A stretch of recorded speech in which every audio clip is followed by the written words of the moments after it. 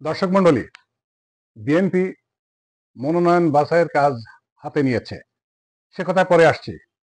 বিএনপির জুলাই আন্দোলনের পর কতগুলা কর্মকাণ্ড জনমনে সিগন্যাল দিয়েছে।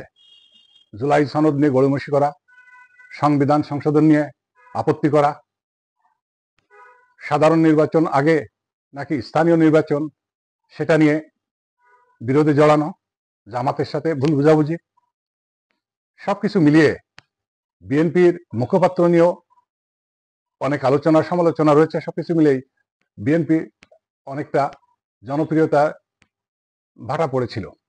সেই জনপ্রিয়তা থেকে বেরিয়ে আসার জন্য এখন সৎ যোগ্য লোককে বেছে নিয়ে নেতৃত্বে আনতে হবে, যাতে ভবিষ্যতে এই দেশপ্রেমী দলটি দেশের নেতৃত্ব দিতে পারে।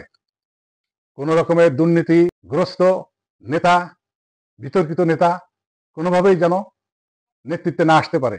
সেজন্যই বিএনপিকে অত্যন্ত গুরুত্বের সাথে বিবেচনা করতে হবে দলকে সামনে আনার জন্য, ক্ষমতা আনার জন্য।